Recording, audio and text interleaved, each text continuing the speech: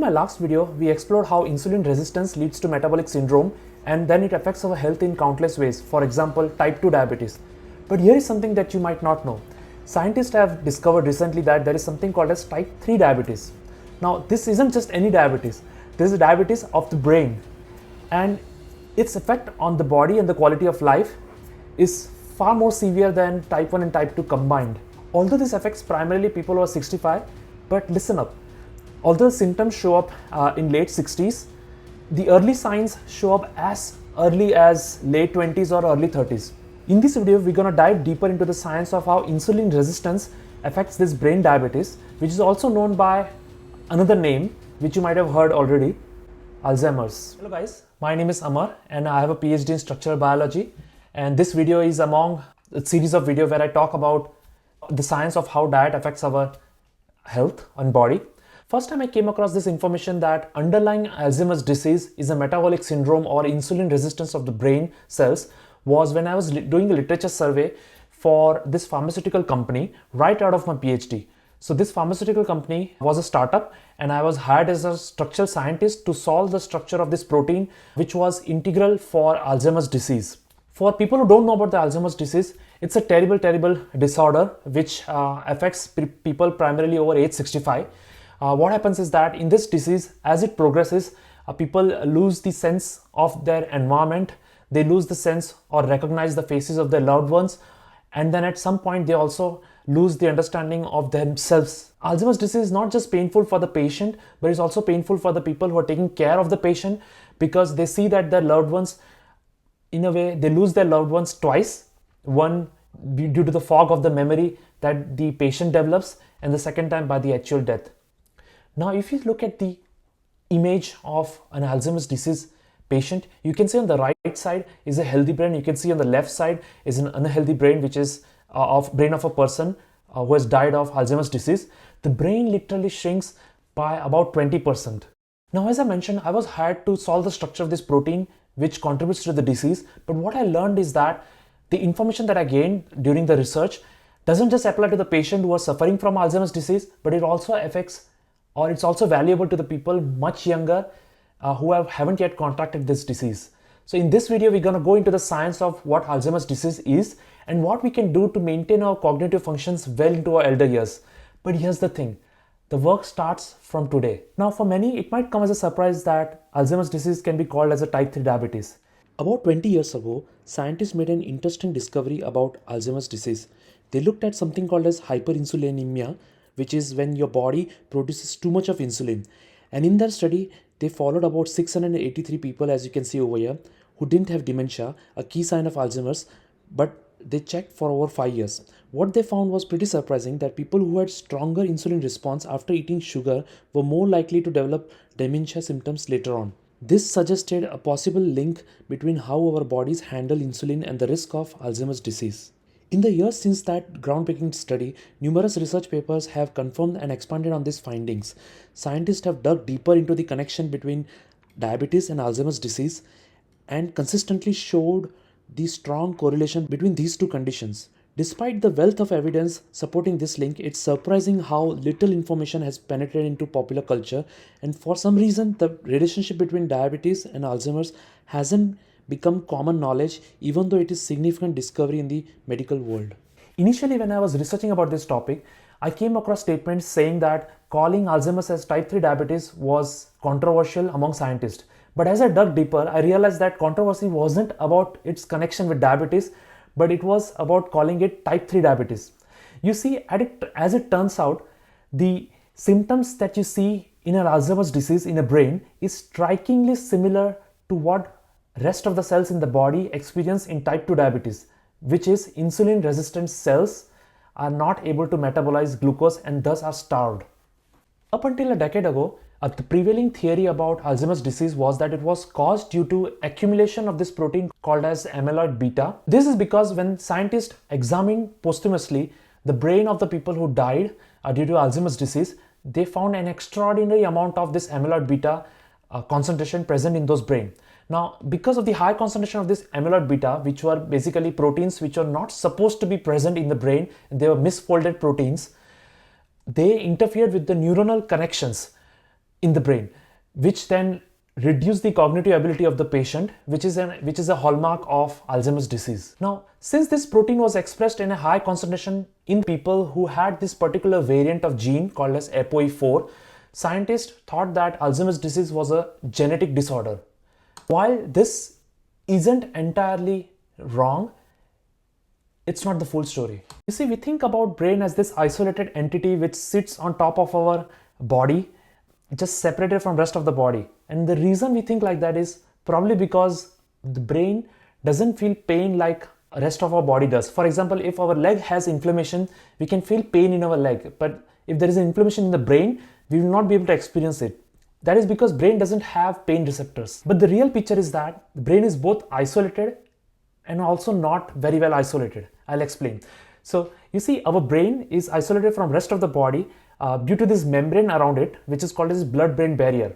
This blood-brain barrier is like a security system which is very stringent. It doesn't allow anything except something which it is very much well aware of and the brain is very much in need of. That is also one of the reasons why it is very difficult to come up with medicine, because most of the thing that circulates in our body cannot easily pass through this blood-brain barrier.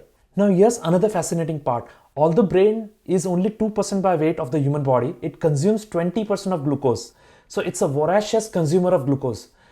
So it is in our interest that if there is one organ in our body that remains most insulin sensitive, we want it to be brain.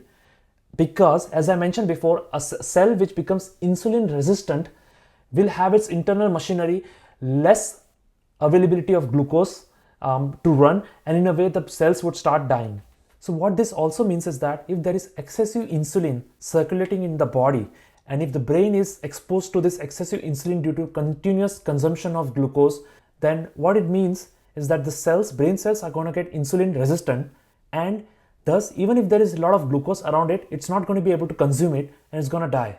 And again, there are many papers which have tried to study the same. Scientists have extensively studied the brain glucose utilization efficiency using the PET scan, which is a technique to visualize how the glucose is consumed by various body cells. This particular comprehensive meta-study of 27 studies, which means a study of different studies on brain PET scans and the Alzheimer's disease, reveals that PET scans have remarkable accuracy in predicting this condition. As you can see, PET scans can correctly identify 91% of the individual who had or would develop Alzheimer's, and the scans accurately identified 86% of those who would not develop the disease, since they did not show lowering of glucose metabolism in the PET scan. By measuring this glucose uptake, they were quite accurately able to predict the Alzheimer's disease probability. What this means is that Alzheimer's disease and brain metabolism are very well correlated.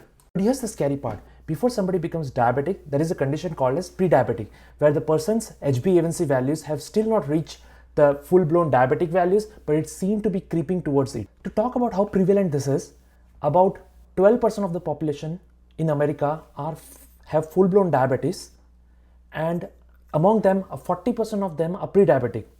Now, among those 40%, 81% of people who are pre-diabetic do not know that they are pre-diabetic.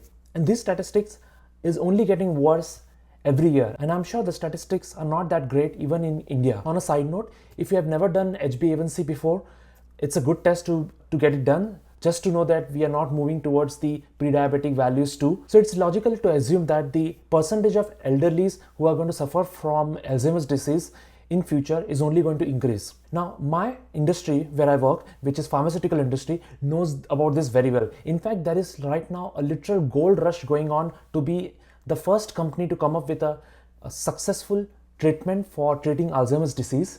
As clearly seen in this image, every single icon is basically a drug that is being developed to treat Alzheimer's disease by a particular pharmaceutical company. This tells you just the sheer number that are present in the pipeline and are still being tested on the patient.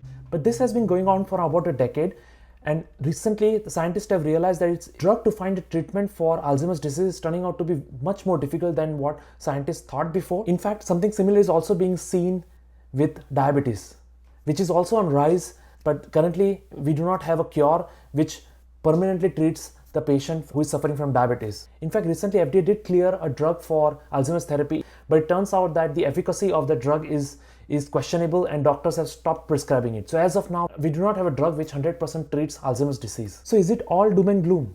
Not at all. In fact, recognizing that Alzheimer's disease is partly a metabolic disease is a good news, because it tells us that there is some control that we can exert over whether we get affected by Alzheimer's disease or not, instead of it being a purely genetic one where you can't do anything and you're just driving towards the wall. Additionally, our brain is incredibly resilient. What that means is, if some part of our brain or few brain cells dies, other brain cells takes the job function of those brain cells.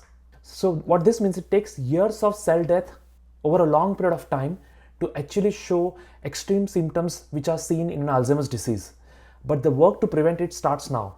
Now, one of the obvious solution to this, since it is a metabolic syndrome underneath, is to cut down on sugar. Again, same thing. Cutting down on sugar doesn't just help brain by not having those post-sugar crash, but it actually helps in mitigating cell death in our brain over a long period of time. So it actually helps in maintaining our cognitive health way in our old age. The other thing is when it comes to brain health, fat can be your friend.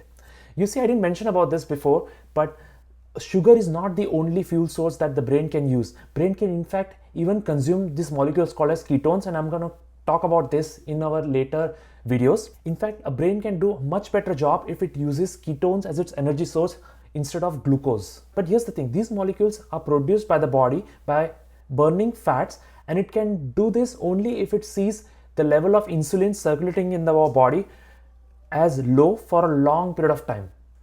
What this means is that a ketogenic diet might be helpful. Now at this point, I want to mention that of course I'm not a medical professional, and this is just a video for disseminating knowledge, and you guys should do your own research. So one of the most important fatty acids that you might have already heard about is omega-3 fatty acid, and I will talk more about what are the different kinds of fatty acids in the future video. But you might have heard how walnuts are really great for brain health in your childhood, and that is probably because it also contains omega-3 fatty acids. Now these omega-3 fatty acids come in 3 different varieties: ALA, EPA and DHA. Now ALA you can get from flax seeds and different kinds of nuts, but EPA and DHA, they are primarily you can get only through fish, freshwater fish like salmon. And unfortunately for vegetarians like me, we usually take supplements. So I take omega-3 supplements which has high concentration of EPA and DHA. Again, this is something that I do based on what my doctor mentioned to me, just because I'm a vegetarian. Now why is this omega-3 fatty acid important? Because this fatty acid is an integral part of the membrane of a brain cell, which allows it to be more flexible. Now flexibility in brain cell is important because it allows you to make new neuronal connections, which is very important to maintain our cognitive health. If you want to learn more about how metabolic health affects rest of the body, please click on this particular video over here. And thank you for taking your time. And if you like the video, please like, subscribe and comment. Thank you.